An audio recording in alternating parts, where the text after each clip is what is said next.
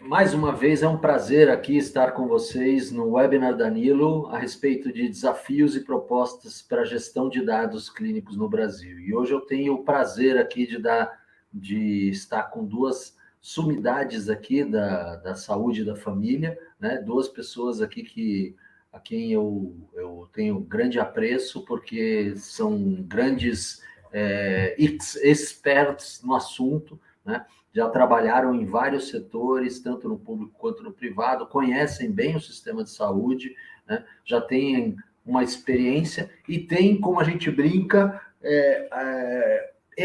acertado mais do que errado, né? Então, isso é vantagem na hora da discussão, porque quem só acertou na vida ou não existe ou já morreu, né? Então, aqui a gente tem que trazer também as experiências que a gente tentou fazer e não conseguiu implementar. Convido fortemente a todos os participantes que mandem as perguntas pelo nosso aplicativo aí, né? É só entrar no PIR que tem lá e mandar as perguntas. Se quiserem direcionar especificamente para alguém, podem já fazê-lo. Se não, a gente vai trocando durante essa conversa aí as perguntas. E, para que vocês saibam também, existe na aba folhetos alguns materiais a respeito da Nilo, e na aba inquéritos, que é o que a gente vai usar agora para abrir a nossa discussão, antes da apresentação, inclusive, do André. O André vai falar um pouquinho a respeito de 2 slides, mas eu queria já abrir esse nosso webinar, provocando vocês a pensarem a respeito desse inquérito, que é o seguinte. Vai aparecer na tela de vocês a pergunta: na sua opinião, qual poderá ser a maior vantagem na criação da nova Secretaria de Saúde Digital? E aí é fácil, né? Vocês podem escolher uma das 3 opções e clicar no enviar. A partir do momento que vocês escolhem uma e clicam no enviar, a gente já vai computando aí os dados, e no transcorrer do nosso webinar eu trago para vocês aí as respostas, inclusive para a gente debater com base nessas respostas mesmo, porque eu acho que é muito importante a gente entender com quem a gente está falando também, né? Então, vamos lá. Queria passar aqui a palavra para o André primeiro, André Cacias, que é gerente de APS, Cuidado Integrado Digital do Grupo Fleury, que vai falar as primeiras palavras, e ele tem 2 slides aqui para a gente poder iniciar o nosso debate.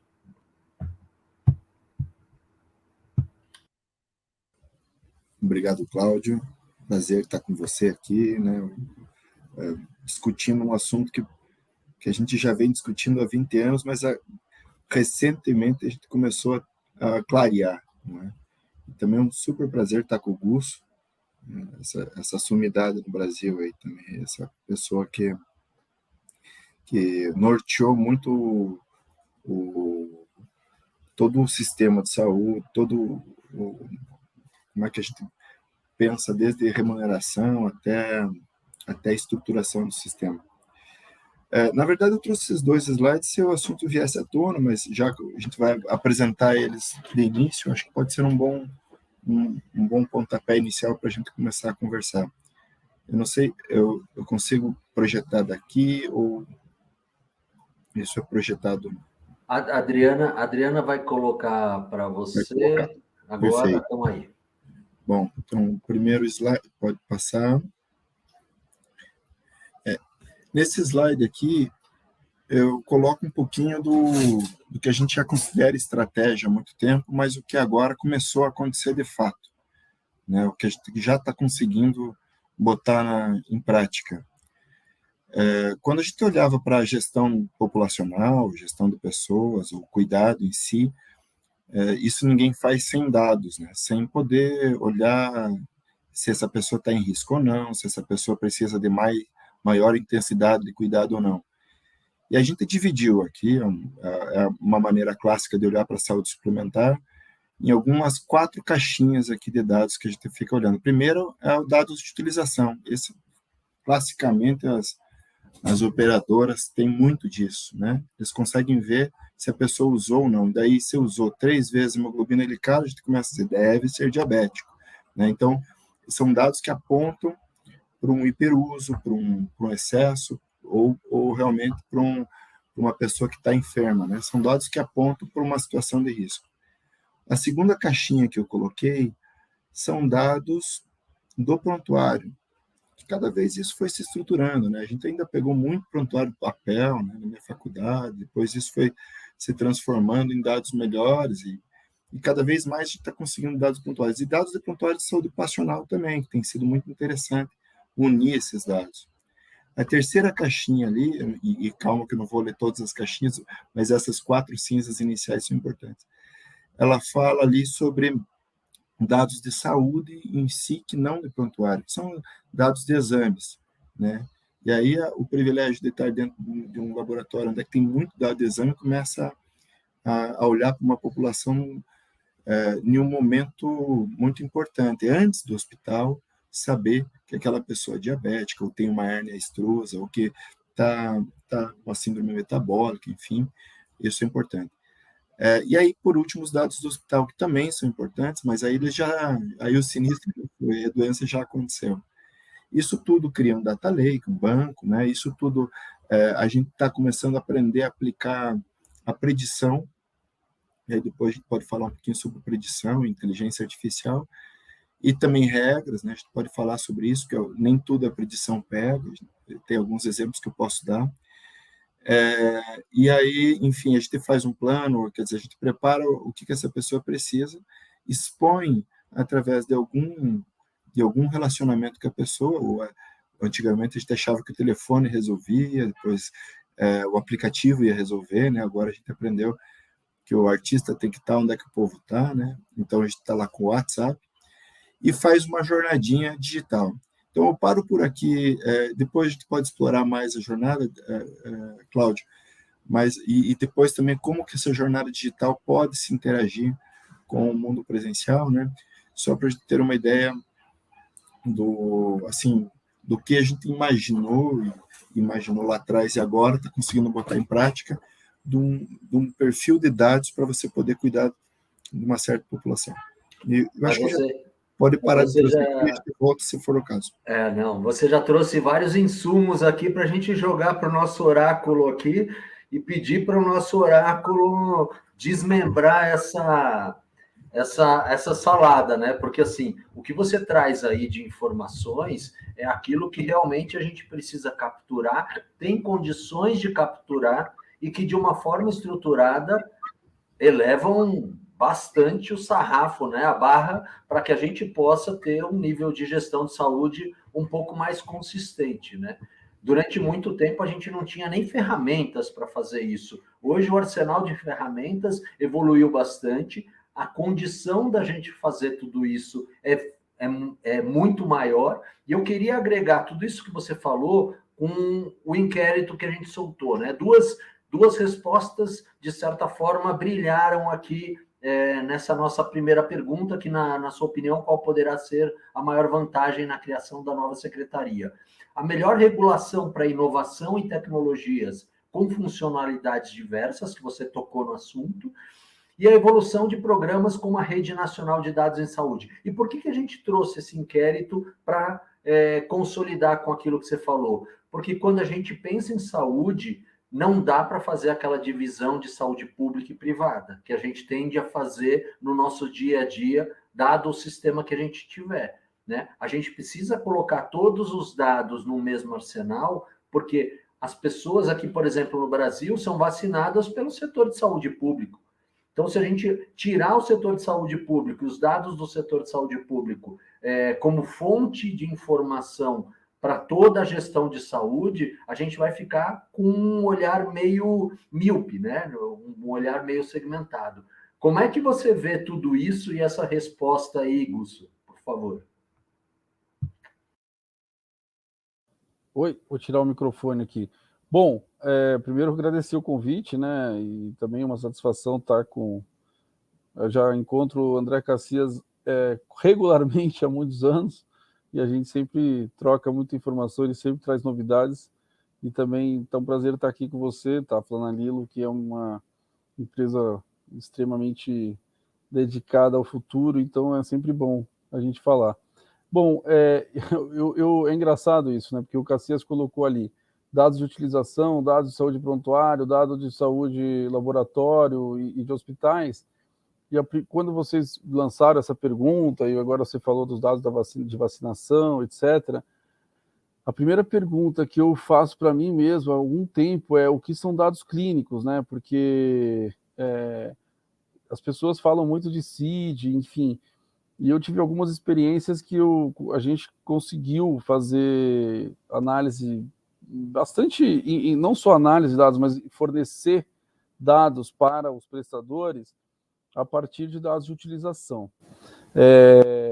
A gente tem discutido aqui várias fontes de dados na Seguros e eu estudo, assim, minha principal fonte de pesquisa é registro, e eu faço parte de um grupo que eu me dedico há mais de 15 anos, que é a Classificação Internacional de Atenção Primária, chama o ONCA International Classification Committee, que tem médicos do mundo todo, também tem linguista, tem fisioterapeuta, enfermeiro, enfim. E nesse grupo a gente discute muito a qualidade dos dados, né? E o quanto é perigoso, né, o dado mal registrado por um profissional de saúde. Quer dizer, não só para a gestão, mas principalmente para o paciente, né? E eu, na minha experiência clínica, eu muitas vezes mais desfiz diagnóstico de hipertensão do que fiz, né? Então, o CID ser um dado clínico, como sinônimo de dado clínico, e um CID sem crítica, não quer dizer, eu não acho que seja um caminho, assim, que as pessoas falam tanto de CID, e os dados de utilização, eles são riquíssimos para transformar em dados clínicos. Por exemplo, se você faz uma pseudo-carteirização de todos os seus médicos, né? Então você tem lá cardiologistas, endocrinologistas, analisa tudo o que aconteceu com aqueles pacientes que passaram por ele, você vai saber quantos que eles internaram, quanto que aqueles pacientes passaram em pronto-socorro, só com dados de faturamento e utilização, quanto que aqueles pacientes utilizaram outros médicos, qual foi a frequência desses pacientes de uso no ano, enfim, são dados que eu considero dados clínicos para o médico. Ele vai saber quantas vezes o paciente dele internou, quantas vezes o paciente dele reinternou, enfim. Então, eu não sei, às vezes eu tenho a impressão de que a gente fica buscando mais dados, a gente já tem bastante dado para trabalhar, e não sabe trabalhar com o que tem, então fica buscando mais, enfim, tem um pouco disso. E o CID não é a panaceia, não é. Eu nunca achei, aliás, eu trabalho na Classificação Internacional de Atenção Primária porque eu sempre achei o CID um problema, então, enfim. Hoje os prontuários têm uma chance de ter um buscador melhor de CID, mas quantas vezes vocês já viram dados que o médico colocou lá Z00 e o primeiro CID é Z00, não resolve nada. Então, a primeira pergunta que a gente tem que fazer é o que são dados clínicos, né? Então, para mim, dados clínicos são dados que o clínico usa, que o profissional usa, que podem ser muito bem dados de utilização e de faturamento. Por quê? No sistema de saúde que a gente vive e trabalha e vivencia, os dados mais acurados são de faturamento, porque são os dados que todo mundo trabalha neles. Tem glosa, vê se foi mesmo, se não foi. Ninguém fica fazendo isso com o CID. Né? Ninguém fica olhando lá se o cara mediu 2 vezes a pressão sentado em repouso. Ninguém faz isso para saber se o cara é hipertenso mesmo. Agora, se ele foi lá no pronto-socorro ou não foi, tem auditoria, enfim. Então, o dado de faturamento é o melhor dado que a gente tem para usar como dado clínico. Então, eu acho que tem muito chororô, assim, e incapacidade de usar os dados que tem. E nesse grupo que eu faço parte, o nosso guru atual, o grupo existe desde 72, então os fundadores já morreram, e eu já sou do meio, assim, em idade, e eu sento sempre do lado de um cara sênior, que é meu super amigo, sempre vou visitar ele, vem aqui, que é o Kees, que hoje é da maior liderança assim, de registro que tem no mundo, o Kees van Boven, que é um holandês. E quando a gente tem uma apresentação, que a gente sempre tem um Open Day lá no encontro, aí alguém vem com um monte de informação, com dado, ou coisa assim de indicadores, ele sempre fala, eu quero menos dados.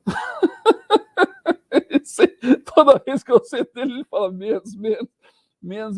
menos dado para a gente poder produzir mais informação, enfim. Menos é mais, né? Não, claro que para inteligência artificial, para outros, mas para quem tem a verve clínica, não precisa de tanto, entende? Assim, então, Não, eu queria pegar disso que você está falando, algumas coisas que são fundamentais aí de experiência também. Eu não tenho nem a idade, nem a experiência de vocês, mas sou muito mais jovem do que vocês, então eu... Brincadeira. Que você passa nesses lugares que tem aqueles produtos de rejuvenescedores. Mas não está nos meus dados clínicos. O Cassias também tem frequentado esses lugares aí. Não está nos meus dados clínicos. Ali eu tiro dos dados clínicos para não ser glosado depois. Mas mais importante do que isso, você trouxe dados aí que eu acho que são fundamentais. A gente que já trabalhou com gestão de auditoria de hospitais sabe que aqueles CIDs que vêm, se a gente fosse filtrar, torcer tal... 30%, 40%, 50% deles não são exatamente o CID, nem compatível com a entrada, nem compatível com a saída do paciente, dado o histórico da vida do paciente na internação. E mais ainda, você trouxe um outro dado que eu acho que é importante. As máquinas e as ferramentas, elas não purificam nem qualificam dados. Elas podem, quando muito, se usada a inteligência artificial, melhorar a qualidade desses dados, mas se esses dados foram bem imputados, porque se eles forem mal imputados, ele lê aquele dado e usa como verdade absoluta. Exato, Claudio. Assim, os dados de faturamento são absurdamente acurados. Você pega lá, analisa o médico, quanto que você pega. Eu fiz muito isso. Assim, custo de exames por pessoa que o médico pediu, né? Custo, não o número de exames, custo. Fala, putz, olha lá, o cara aí ranqueava os médicos, isso eu fiz muito. Você ia lá conversar com o médico, era tudo verdade. O cara tava descoordenado. Você podia dar um feedback que era tudo verdade. Eu peguei médico de família pedindo ressonância a 1000. Aí você peguei nos BI de uso, entendeu? Pacientes que têm uma frequência de solicitação de check-ups, eventualmente podem cair em modelos preditivos como pacientes com suspeita de diabetes, suspeita de hipotireoidismo, porque se é solicitado recorrentemente esse check-up, isso cai. O que você acha disso, André? É exatamente o que eu ia dizer. O dado de sinistro é maravilhoso. A gente sempre trabalhou com isso aí, até para ferir algumas coisas. Ou que essa pessoa está doente, né? Ou que ela está sob excesso. As duas coisas eu preciso cuidar. Mas a proposta, dados de prontuário, que não só CID, outros dados que a gente consiga ter, né? E também trazer dados de exames. Poxa, mas daí dados de exames, aí já começa, né, até dados de exame por imagem, conseguimos fazer alguma coisa de dados, apareceu hernia extrusa, então entendo que essa pessoa está mais sob risco que a outra, para tentar refinar o risco, né? É uma tentativa, claro, e aí tem algumas coisas assim que a gente começa a ver. A gente fez uma pesquisa perguntando para a máquina, lá por inteligência artificial, por machine learning simples, mas perguntando assim, olha, quais desses pacientes aqui que eu atendi caiu numa UTI, para eu poder descobrir algum dado lá que seja preditor, entendeu? E a gente não estava conseguindo ver, e demos um monte de dados para a máquina analisar. Inclusive altura, peso, enfim, a gente tinha isso aí de uma gama aí de mais de 12 mil pacientes que a gente estava atendendo, então, e sabia quem teve um desfecho grande aí de UTI cardiológica, né? UTI cardiológica. Qual foi? E aí a máquina respondeu para nós, quem tinha 1,68 m. Quer dizer, não tinha nada que dissesse daqueles dados, eles não conseguiram ver nada naqueles dados que fizesse diferença dos outros. Não, tem isso, né? Tem muito disso que a gente não consegue, com esses dados, garimpar nada que seja realmente preditivo. A gente realmente tem que se preocupar, né? E isso são as limitações também talvez das nossas perguntas que a gente está fazendo. Renata, toma cuidado aí, Renata. Pacientes com 1,68 m têm uma alta prevalência e incidência de ir para a UTI. Então, aqui deixa eu até já plugar. O Vitor disse, né, nessa questão de mais é menos, né, que tem que usar os dados relevantes mesmo. E tem aqui a Denise, que traz uma outra questão a respeito desses dados que eu acho que é fundamental para vocês discutirem. Vamos usar os dados de contas auditadas e tudo mais. Uma pena que dados de faturamento chegam com tanto atraso para a equipe de assistência. Em determinadas operadoras, isso demora de 60 até 90 dias. Como é que a gente vai fazer gestão de saúde preditiva com dados de 60 a 90 dias anteriores? Em tese não precisa ser assim. Você pode pegar na autorização, né? Não precisa pegar no faturamento quando paga. Enfim, tem soluções, mas nem diria que esse é o principal problema. Ela está dizendo que os dados chegam com atraso. É raramente chegar, porque quando que o médico fica sabendo que um paciente dele internou? É muito difícil o cara ficar sabendo se o paciente não avisar pelo dado, porque o paciente bate no hospital, autoriza a internação, essa informação pode chegar imediatamente no médico assistente. Não, mas é que para esses procedimentos de alta complexidade, alto custo e alta relevância... Consulta não tem autorização. Não precisa de autorização. Eu sei. Consulta não tem, mas estou dizendo, para esses que tem, poderia chegar rápido, mas não chega. Aonde chega? É muito difícil. Nós aqui estamos trabalhando pesadamente para chegar na Unimed. Eu também tenho trabalhado nisso, meu propósito de vida é nisso, é fazer o dado chegar, montar dashboards para os profissionais. Muito difícil, porque o sistema não favorece isso. Então tem que ter lideranças muito assertivas, com muito propósito, para que patrocinem, né? Assim como a gente tem aqui na Seguros, esse tipo de ação. Mas a maioria, ela está dizendo que chega, a maioria dos lugares eu vejo que não chega. Mas, enfim, é um caminho, não é o único caminho. O Cassias falou, os dados de laboratório, óbvio, são super importantes. Nós estamos aqui sedentos por esses dados, Cassias. Então, só que no Brasil a gente tem a famosa frase, como Deus não dá asas corpos, você não tem o dado de faturamento, eu não tenho o dado de laboratório, e a gente segue assim. Trabalhando e convivendo no mesmo ambiente, né?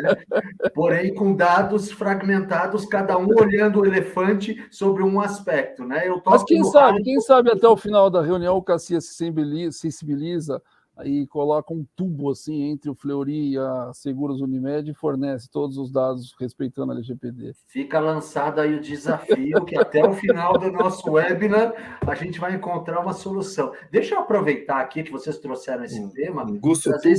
Gussoduto. Tem um inquérito aqui que pergunta o seguinte, que é muito dentro está em linha com o que vocês estavam falando. Você acredita que o maior, vai aparecer na tela de vocês, você acredita que o maior benefício da saúde digital é o melhor engajamento dos pacientes, porque talvez essa conexão via a jornada do paciente, encontrar através dos pacientes a captura dos dados e não através do prestador, possa ser um caminho da solução. O maior benefício é o resultado clínico mais robusto, ou você acha que o maior benefício da saúde digital é redução de custo por redução de custo? Essa é sacanagem não ter as três anteriores, hein? Então, aqui a gente tem que encontrar aquela que toca mais o seu, não coração, o seu cérebro, porque o coração, na realidade, vai ajudar, mas não resolve, né? Então, Cláudio, manda bala. Posso já opinar sobre essa aí mexeu comigo. Que quando a gente fala em redução de custo, o que é custo na saúde suplementar? Ou a pessoa está doente ou está sob excesso. Se ela está doente e eu reduzir o custo, quer dizer, eu estou cuidando dela. E se ela está sob excesso e eu estou reduzindo o custo, eu também estou cuidando dela. Então, é melhor redução de custo na saúde suplementar, para mim, é muito semelhante a dizer que eu estou cuidando das pessoas. De alguma forma. Eu posso estar cerceando, mas isso não vem ao caso. Não quero cercear nada, né? Então, a saúde digital, quando ela diz que ela reduz custo, se ela vem para esse propósito... aqui acho que deveria ser traduzido de dizer, eu vou cuidar melhor das pessoas. E aí sim, engajamento, não sei o quê. Não, leia-se desperdício aqui, né? Acho que assim, Isso, redução de desperdício. custo no custo global, mas aqueles 20% que o IES mediu como sendo desperdício, né? Aquele Perfeito. custo evitável, aquele custo ineficaz ou ineficiente, né? Porque esse desperdício também tem implicação para as pessoas, não é inócuo o desperdício. Ele sempre leva a problema, ou quase sempre. No mínimo, absenteísmo para ir fazer o exame lá, e a dormir pensando se eu devia ter feito mesmo essa ressonância ou não, né? No mínimo, medo. A não ser quando dá lá uma situação, ainda vai ter que fazer um outro procedimento. Então, o desperdício ele tem um custo direto e indireto muito, muito grande. Então, quando a gente diz que a saúde digital, e aí a saúde digital também é um universo a ser definido, né? É só a digitalização dos dados ou é o médico de via digital, como a gente está aqui no webinar? O que é a saúde digital? É tudo isso, enfim. A saúde digital ela pode sim reduzir custos, e a tradução disso é uma população mais saudável, ou menos exposta a desperdício, que também é doença, que também é enfermidade. Eu acho que, assim, nesse capítulo, talvez a telesaúde tenha trazido uma prática bem interessante naquilo que a saúde digital pode trazer em termos de não piorar a qualidade, assim, lato sensu, né? A gente sabe que tem experiências e tem experiências. Lato sensu é que a gente não perca a qualidade e continue atendendo, inclusive aumentando, expandindo a capacidade de atender em locais onde a gente não atendia, né? Então, teoricamente, essa tecnologia e a saúde digital, às vezes, traz economia, porque você faz a gestão no momento certo, prevenção e promoção, né? E não chega naquele momento que não dá muito mais para se resolver e que é desperdício. No final das contas, se eu tinha como prevenir, se eu tinha como promover saúde e eu cheguei no tempo errado, e aí eu tenho que aportar recursos para tratar um paciente num estágio mais complexo, que não traga qualidade de vida e que não traga restituição de função para ele, em algum momento eu errei, né? Deixa eu só trazer aqui para vocês, a Sheila Granati está dizendo, acredito que não tenha um mundo ideal, ainda que com atraso, é importante tratar os dados de utilização e os usuários com soluções de cuidados personalizados. Os benefícios vão se refletir em médio e longo prazo, porque a gente usando os dados, talvez a gente não consiga soluções imediatas. E a Isadora está trazendo aqui, qual o investimento que a organização de cada um de vocês faz hoje nesse tema? Tem time próprio focado nisso aí? Eu achei a colocação da Sheila perfeita, é isso mesmo, também acho que tem que fazer. Eu acho que a saúde, em geral, tem uma dificuldade de pegar o dado de um lugar e levar para outro.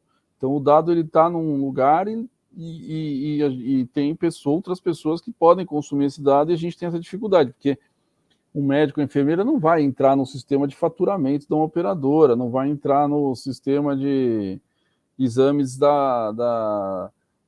do Fleury, exatamente como ele é lá. Então tem que customizar uma forma em que seja fácil. Acho que o Fleury fez bastante isso aí para facilitar a vida dos profissionais de saúde, dos próprios pacientes, né? Mas, enfim, nas operadoras isso é um caminho, e sim, bom, aqui na Seguros existe vários projetos nesse sentido, a gente utilizar dados para fornecer esses dados para os próprios pacientes consumirem e entenderem qual é, né, o seu histórico de uso, enfim, os profissionais de saúde mais próximos da gente aqui, a gente tem equipe de navegação e também os médicos da rede credenciada, que a gente tem uma outra rede menor chamada referenciada, enfim. A gente tem feito vários projetos com protótipos, né? Aqui o caminho tem sido times próprios mesmo, desenvolvimento próprio. André?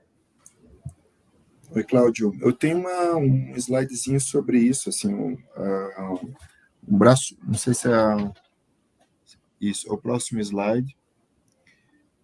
Esse é o braço nosso, que a gente chama de saúde digital aqui dentro do Fleury, né? Ela começou estimulado aí, como todos, pelo Covid, né? O turbinado pelo Covid. Então, para nós, telemedicina, ela pode ser ou PA digital, ou APS digital, as especialidades digitais, né? Ela é um meio, ela não é um serviço. Então, a gente conseguiu unir isso. Isso estava disperso, nasceu cada um com uma demanda, cada um com uma situação. A PS estava num canto, o PA digital estava no outro canto, lá atendendo 8 mil pacientes por dia. A PS, no outro dia, vê o mesmo paciente que não acabavam não vendo, mesmo dentro de uma mesma instituição, que um passou no mesmo centro. Então, a gente uniu isso. A gente tem algumas experiências que a mesma empresa e com a mesma operadora, a gente tem todos os serviços. Então, a empresa tem um PA digital com a gente. Esse PA digital termina, ela comunica a PS para, no máximo, um dia a coordenação continuar esse cuidado. Também comunica a PS saúde ocupacional para entender atestado e não.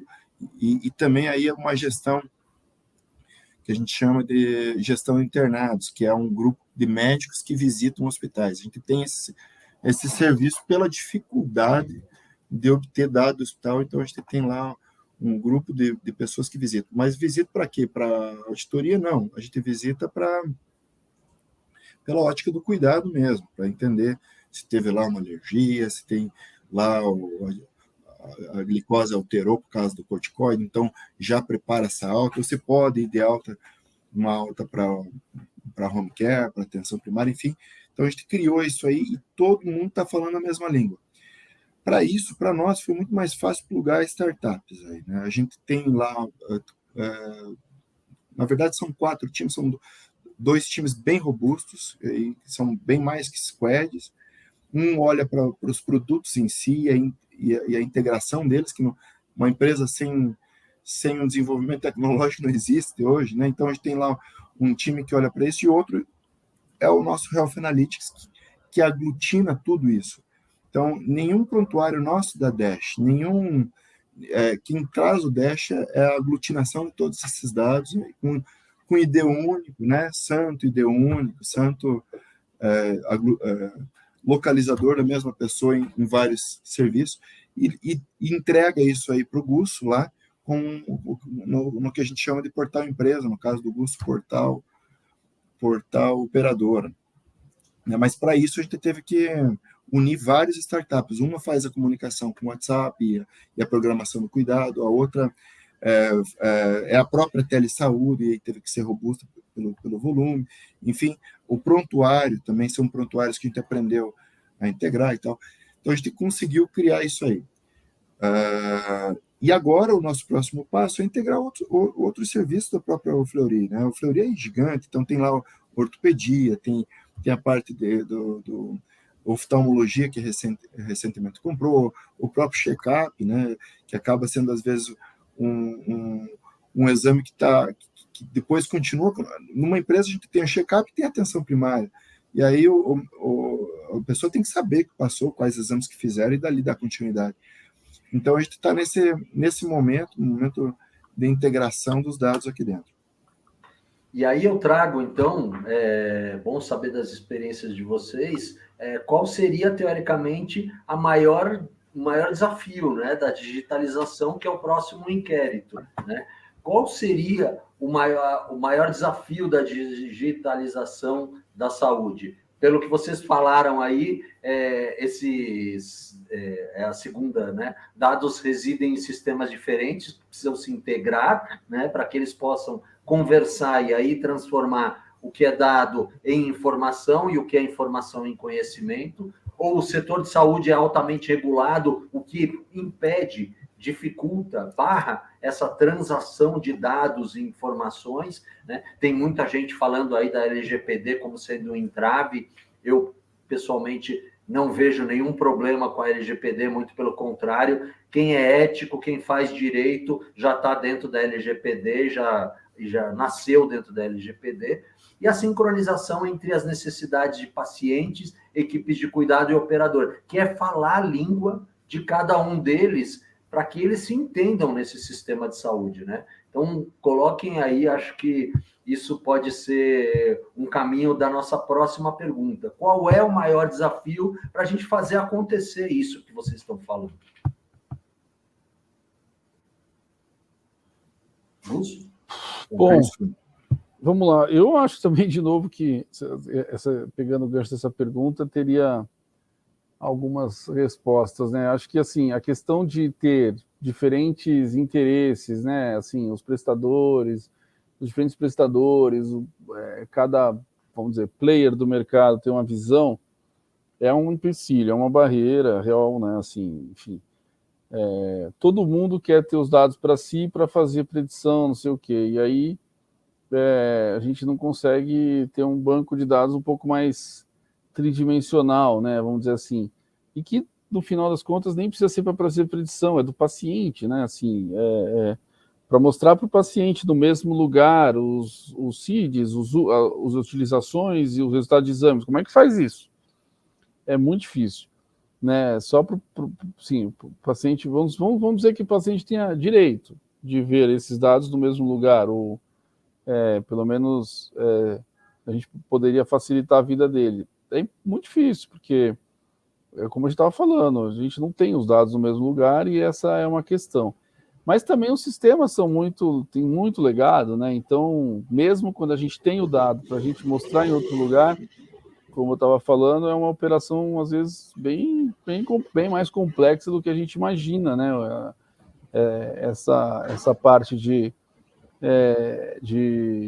da gente desenvolver soluções que facilitem a vida de pessoas, vamos chamar assim, que sejam prestadores e pacientes, porque, só estou concluindo assim, tá, porque eu acho que a gente faz a gestão faz muita coisa para a gestão, sabe? Não entende o prestador de serviço como um aliado, às vezes faz o paciente. Agora, o profissional de saúde não tem sido tratado muitas vezes como um aliado do sistema. Se cada um continuar no seu quadrado, fazendo muito bem o seu quadrado, a gente não vai ter um quadradão, a gente vai ter micro quadrados num ecossistema. Eu concordo plenamente com você. Mas também, se a gente não aplicar determinados trade-offs na escolha de dados, do tipo assim, eu vou ter que perder meu legado para mudar o meu sistema para que ele seja integrável a outros sistemas. É uma escolha. Eventualmente, se eu quiser evoluir em transação de dados com todo o ecossistema, eventualmente eu vou ter que abrir mão do sistema que eu uso há 30, 40, 50 anos, porque ele é hermético, tem todo o meu histórico, mas ele não vai se integrar facilmente com outros sistemas. Não vai. É o trade-off, né? A gente vai ter que escolher se a gente perde os dados do passado para a gente tentar avançar para um futuro melhor, ou se a gente continua com o nosso legado e espera que as integrações das ferramentas façam com que o nosso legado consiga conversar com outros sistemas. O que você acha disso, André? Cláudio, não, assim, há maneiras de não perder tanto para trás, é a maneira de a gente não perder esses dados. Na pergunta, a primeira questão dizia que o nosso setor é muito regulado. Eu acho que é pouco regulado. Ele é regulado, eu acho que é pouquíssimo regulado. Ele é regulado para um acesso, regulado para um acesso a médico, regulado porque se pode tudo, tal. Um regulado, inclusive, bem inconsequente, principalmente da ANS, porque ela diz, você tem que estar no médico em tantos dias, você não tem limite de exame, né? A Europa inteira tem limite de exame, aqui não tem limite de exames, pode, enfim, mas ele não é regulado por cuidado. Então, a gente não tem uma regulação clara para a construção da RNDS ainda, quer dizer, estava lá estudando para caramba como é que faz a emissão, e a gente talvez o maior emitidor do país de resultados notificáveis. O Covid, o Fleury foi o maior, e a gente plugou, e aprendeu a plugar, mas só tem para o Covid, por enquanto. Entendeu? Não tem uma regulação para essa transmissão de dados. A gente tem esperança aí na Haddad, que está entrando na pasta. Eu, pelo menos, tenho muita esperança. Eu acho que inclusive era proposta dos dois governos, né, que iam amplificar essa questão dos dados. Então, acho que ainda falta uma regulação. Eu fiz um mestrado agora recente, Cláudio, né, depois de 40 anos que eu consegui parar numa cidade para fazer mestrado. Aí o mestrado podia ter sido feito de qualquer lugar, porque virou por tele, né? Mas, enfim, quando consegui parar, a minha tese era essa: o que do SUS, que gestores aí como o Gus, como muita gente muito importante, fizeram gestão no SUS, e o que eles trouxeram para a saúde suplementar, e o que da saúde suplementar agora pode voltar para o SUS aí, que teve mais experiência, que teve... E todo mundo citou isso, todos os entrevistados aí, gente até do Ministério, então, citaram isso, os dados. A gente aprendeu um pouco mais a lidar com dados, e agora a gente pode começar a integrar, né? Pode ser um ponto de convergência, um ponto de união. A gente tem muitas críticas à ANS, ao próprio SUS, mas a gente não pode deixar de elogiar tanto o SUS por tudo aquilo que ele é grande e consegue consolidar de dados num país tão complexo em termos de captura de dados, e do lado da ANS, quem entrar na ANS, lá no site da ANS, vai ver dados e informações também muito relevantes que ajudam a trazer uma perspectiva de informação, né? É que as pessoas acham que o dado já traz a informação. Não, você precisa trabalhar esse dado para que ele possa gerar algum tipo de informação. Eu tenho aqui duas considerações. Primeiro, o chat trouxe para a gente, da Débora, que a gente estava falando da agilidade, o que os dados trazem, né? Mas ela traz para o outro lado também. Faltam profissionais de saúde que tenham conhecimento em design e experiência do usuário para atuar com as equipes de data e tech, e ela fala também da estruturação dos dados de uma forma mais rápida, que possa facilitar, que os colaboradores possam trabalhar com os dados e não trabalhar para os dados, né? As tecnologias que venham e as pessoas falam assim, nossa, eu tenho que trabalhar para essa tecnologia, eu não trabalho com ela.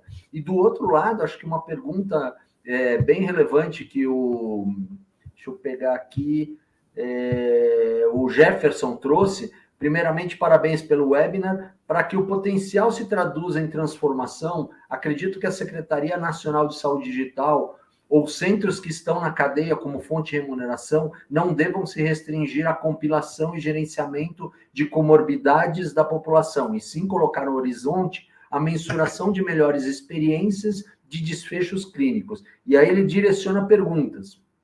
Gustavo, minha curiosidade é como você acha que podemos garantir que se coloque no radar a compilação de melhores desfechos para mensuração de processos com melhores práticas. Não é pegar o dado agora, é pegar o desfecho e trazer ele para melhorar os dados. Ou seja, objetivar fortalecer pilares sobre as melhores práticas e desfechos. E não só usar dado, né? Porque a gente usa muito dado e tenta fazer medicina preditiva. Como é que a gente pode pegar desfecho e usar esses desfechos para tentar transformar essa gestão de saúde? Porque tem muita gente fazendo coisa boa, né? Então, mas assim, quando eu estava falando de analisar, por exemplo, internação e pronto-socorro, era nesse sentido de entender esses indicadores como também desfechos, e a gente entender o quanto que o profissional de saúde, por exemplo, a atenção primária, a gente tem lá o triple aim, né, que a gente tem a satisfação do paciente, a melhora clínica e a melhora da saúde populacional, vamos chamar assim. E esses indicadores, né, alguns desses indicadores de controle de internação e de visitas ao pronto-socorro, é um papel da atenção primária, né? A gente vive aqui num país que as pessoas usam pronto-socorro como ambulatório, então a gente medir o quanto que o médico está conseguindo fazer com que tenha menos internação por condições sensíveis, atenção primária, aí precisa do CID, enfim, é um pouco mais complicado, mas, enfim, todos esses indicadores que analisam a atividade do profissional, a gente pode transformar nisso, né, em uma análise de desfecho, né? Eu acho que não precisa também, quando a gente fala de desfecho, pode ser um negócio assim, muito complexo, ou a gente também pode começar relativamente simples, né? E e escolher alguns desfechos por especialidade, enfim, por categoria profissional, para trabalhar nele. Então, acho que um caminho é esse, a gente começar pequeno e ir melhorando, e tendo dados para fazer uma análise acurada, né? Trabalhar com desfechos intermediários e não necessariamente trabalhar com os desfechos finais, desfechos duros, trabalhar com aquilo que a gente já tem um pouco mais palpável. É aquela coisa que você estava falando do menos é mais, né? A gente quer o todo e aí, esperando o todo, a gente não faz nada. Mas o que é desfecho final? Desfecho final é morte, qualidade de vida, né? Quer dizer, que é complicado a gente medir só isso. Agora, internação, pronto-socorro é até mais final do que, às vezes, você medir, por exemplo, controle de hipertensão, enfim. Porque os desfechos que são chamados clínicos, né? Controle de pressão, controle de diabetes, também são intermediários. Sim. André, queria trazer para você essa colocação da Débora que eu achei muito pertinente. A gente fala pouco sobre isso. Profissionais de saúde preparados para esse novo momento das ferramentas e dos dados. Como é que vocês têm trabalhado isso? Como é que vocês têm visto isso, até na ideia do ecossistema que tem sido montado? Essa empresa que a gente está agora foi incorporada pelo Fleury. Era uma empresa mais tech ainda, a gente chegou a ter 12 squads, né? E o desafio era manter essas squads, porque acho que questão de 4, 5 anos atrás, isso deu uma hype curve aí, né? Deu uma explosão. A turma daqui estava trabalhando até para fora do país, para outras multinacionais. Foi muito assediado. Quem tinha esse conhecimento de design, né? De experiência do paciente, do UX, e com um olhar para a saúde que é diferente, né? O olhar de saúde não é um simples consumo. Quem tinha esse perfil de entender isso teve o seu passaporte carimbado, né? Ganhou bem.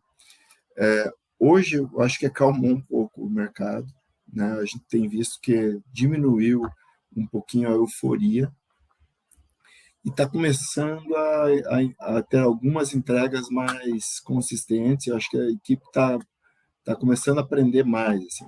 Mas mesmo assim é um profissional muito raro. A Débora está coberta de razão. Profissional muito raro.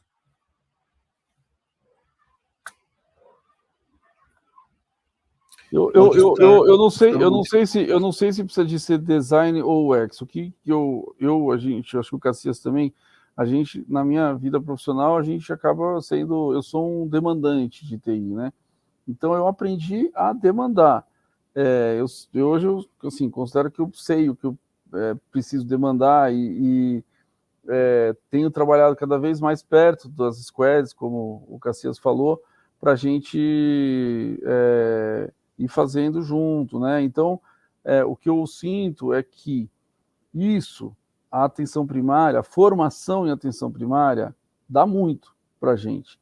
Uma vez um amigo que é cirurgião, ele falou, eu considero, por exemplo, na atenção primária, uma das coisas que a gente aprende, usa, e aqui no Brasil difundimos bastante, foi o método clínico centrado na pessoa.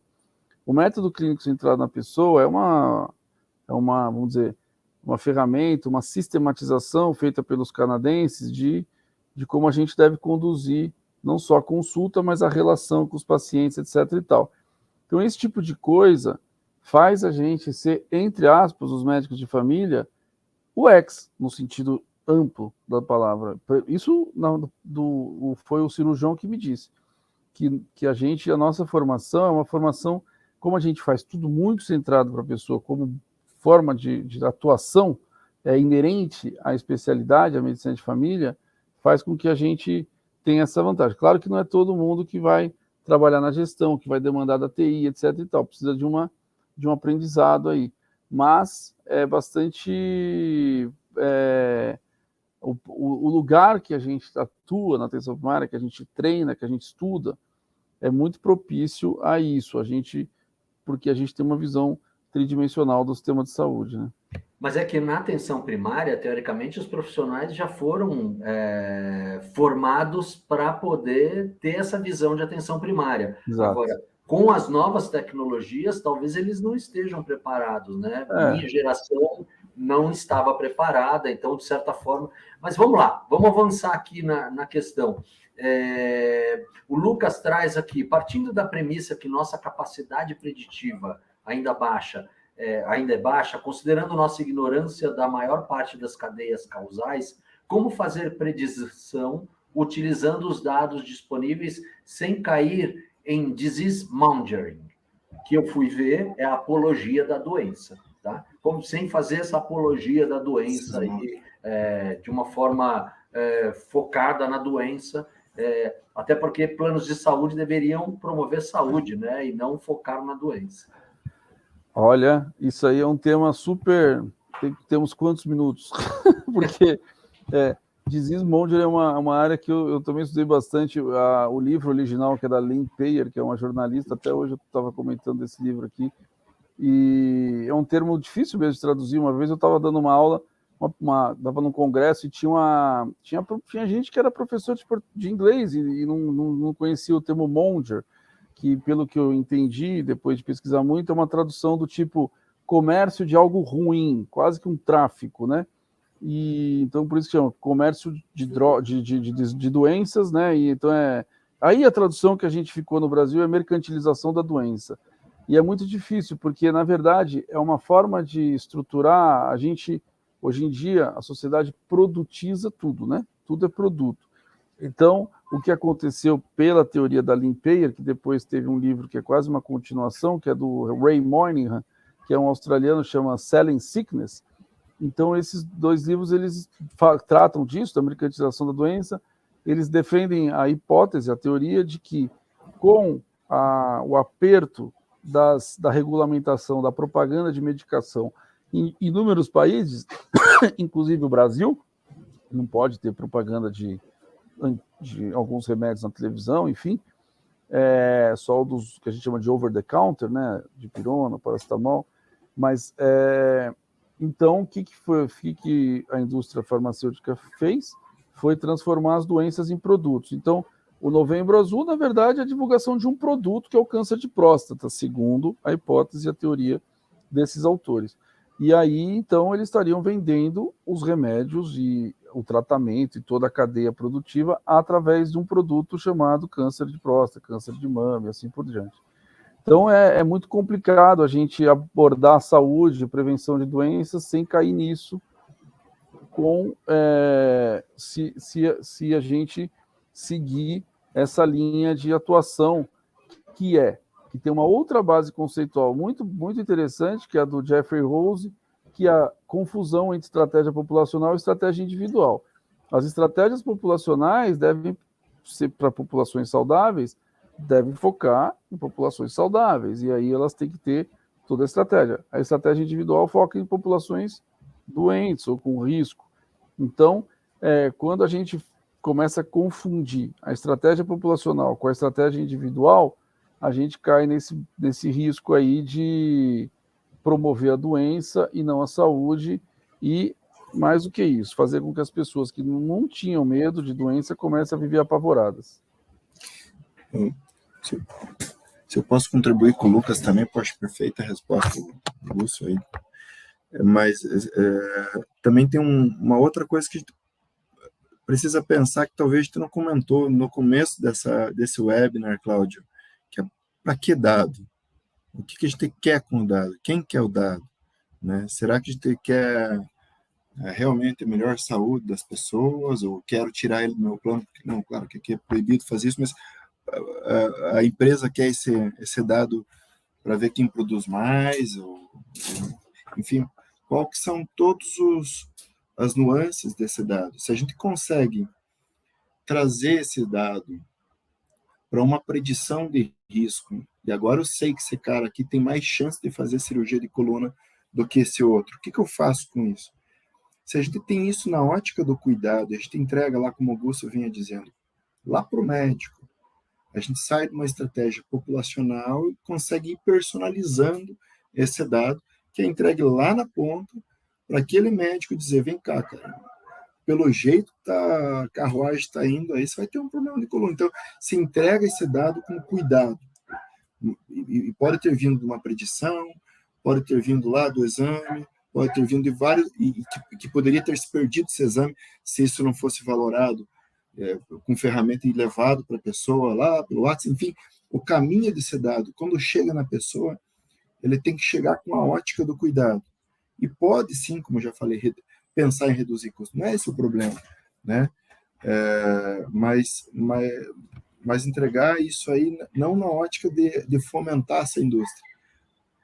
Não, você traz um ponto ótimo aqui, cabe até um disclaimer, né? 3 médicos conversando na Nilo Saúde, a gente tem que pensar para o lado positivo do dado, né? Do lado do dado levando a soluções positivas, né?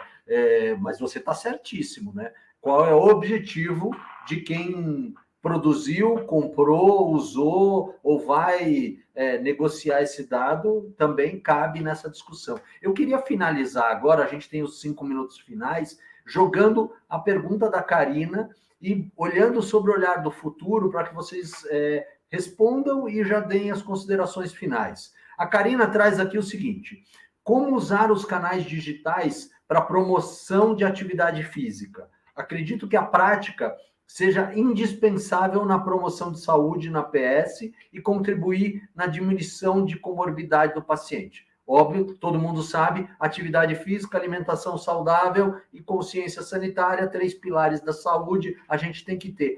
Como é que a gente trabalha os dados no sentido da prevenção e promoção, que tem que ser o melhor caminho para a gente usar dado? É isso que eu queria que vocês trouxessem como considerações finais e dessem orientação para esse povo todo que está escutando aqui, dados no futuro para prevenção e promoção, para que a gente não precise continuar apagando gelo ou fazendo disease morning. Olha, talvez eu vá frustrar a pessoa. Como é que ela chama, quem perguntou? Karina Cortez. Karina Cortez. Fazer uma pessoa levantar do sofá e correr 5 quilômetros não é uma tarefa muito fácil. Porque, assim, tem um amigo nosso, que é o Juan Gervas, que o André Cassias conhece também, que ele classifica a humanidade em 2 grupos, dos obedientes e dos desobedientes. Os obedientes, a gente faz correr. Os desobedientes, só quem conseguir sair do sofá e sair correndo, ganha o Nobel. Né? Porque a pessoa é desobediente, é preguiçosa, não sei. Então, assim, tem questionários de ativação hoje em dia, o quanto a pessoa é ativável, né? Ela está ativada. Tem gente que não está fazendo atividade física, mas é ativável. Tem gente que não está fazendo e não é ativável, você tem que ativar ela, enfim. Tem uma série de técnicas que vêm da entrevista motivacional, enfim. Mas eu não sei se a digitalização vai resolver isso especificamente. E existe um termo que eu aprendi outro dia até com outro amigo meu, que é o Alexandre Calandrini, que chama technological determinism, que a gente acha que tudo vai ser solucionado com a tecnologia, né? E não vai, né? Assim, o que acontece? O que sabe-se sobre isso, sobre promoção à saúde, é que é uma estratégia essencialmente populacional, que muitas vezes precisa de mobilizar o governo, precisa de lei, precisa de parque, precisa de piscina pública, precisa de várias questões que não são que precisam acontecer. Não adianta a gente também dourar a pílula quando se trata de uma coisa tão grandiosa como promoção à saúde. Então, infelizmente, é essa a resposta que eu tenho. Do Geoffrey Rose, né, quando ele falava assim, olha, vamos tentar fazer as pessoas pararem de fumar, né? Isso não era uma coisa muito da parte médica, era muito mais do imposto sobre o cigarro, lei que você não pode fumar dentro do ambiente. Então, isso como o Augusto vem falando, é de uma sociedade, como é que ela se resolve. Porém, quando a gente tem lá uma carteirinha de vacina, você sabe bem certinho todas as vacinas que você precisa fazer, quer dizer, a carteirinha te aponta ali, né? É um esboço de um plano de cuidado para você, pelo menos, da questão vacinal. E a gente não tem isso bem claro. para o adulto, até porque poucas coisas são necessárias, mas geralmente as pessoas entram num plano de saúde ou num sistema de saúde, não está claro qual que é a rotina de saúde dela. Talvez isso aí a gente tenha uma boa brecha para informar as pessoas, cobrar, ou talvez para mostrar para ela care gaps, né? Cuidados que elas deveriam ter tido e estão lá em déficit, né? Talvez, né? Também não tenho muita clareza. A gente pensou lá que as enfermeiras ligando para as pessoas e fazendo Papa Nicolau na década de 80 na Inglaterra, transformou de Papa Nicolau de 1,7 para, sei lá, quase 70% da população coberta por Papa Nicolau. Então, descobrimos, telefonar é bom. Que jóia, então vamos telefonar para tudo, né? Daí foi construindo essas empresas que ficavam ligando para as pessoas até essa década, aprenderam agora saturou, né? Que alguém ligar no meu telefone aqui, eu penso que é do presídio, né? Né? Então, fomos descobrindo outros meios de chegar nas pessoas. Aí foi o aplicativo, daí o e-mail, né? Agora estamos no WhatsApp, daqui a pouco pode ser outro. Então, a gente precisa chegar nas pessoas para dizer, olha, você está precisando fazer tal exame ou não precisando. Então, alguns meios a gente estão aprendendo. E daí, quando a gente aprende, eu acho que daí vem uma outra coisa aí, que a gente aprendeu precisa melhorar. Mas, nesse sentido, eu acho que ter, assim, claramente quais são o meu cuidado adequado, isso aí, de forma um pouco mais estruturada do que a hoje, né? O que é um cuidado adequado, isso é bom. Eu acho que isso o mundo dos dados vai mostrar, né? E até o que é demais, né? A gente tem aí aprendido bastante o que é demais, mas isso não está chegando para as pessoas. E o risco do exagero, né? Então, talvez um ambiente onde é que a pessoa tenha lá o seu cuidado adequado, né? Estruturado, uma informação mais clara, né? Isso talvez ajude bastante as pessoas aos ativáveis e a quem quer se cuidar melhor. Muito, muito bom. Se eu pudesse contribuir com essa resposta também, até para poder fechar e agradecer a todos aí a presença e tal, eu colocaria a palavra usa a tecnologia para identificar a motivação da pessoa. Se ela estiver motivada para fazer alguma coisa, invista nela. Se ela não estiver motivada, invista em motivá-la. Porque se você não motivar, não vai adiantar essa mudança. E eu queria trazer aqui, só para a gente poder contemplar a todos, o Alan César Bezerra Cavalcante também trouxe uma coisa bem interessante aqui. Um dos grandes problemas da estruturação de dados úteis à prática médica é a interoperabilidade entre os inúmeros sistemas, devices, presentes no ambiente do ciclo de cuidado. Uma central de comando que traduzisse os diferentes idiomas e sistemas, organizando os dados de forma contextual em relação à clínica do paciente, ainda não existe no mercado. Tenho dúvidas, hein? Então, até falar de desfecho é difícil, mas a gente tem que caminhar nesse sentido, com certeza. Interoperabilidade é uma discussão que a gente não pode fugir. Queria agradecer demais, Gustavo Gusso, André Cassias, muito obrigado aí pelas aulas que vocês deram. Se tiverem mais perguntas, a gente manda para vocês. E quem quiser aí acompanhar a cada mês a gente tem um webinar novo para a gente poder discutir temas tão relevantes quanto esse. Muito obrigado a todos. Obrigado. Tchau, tchau. Obrigado a você.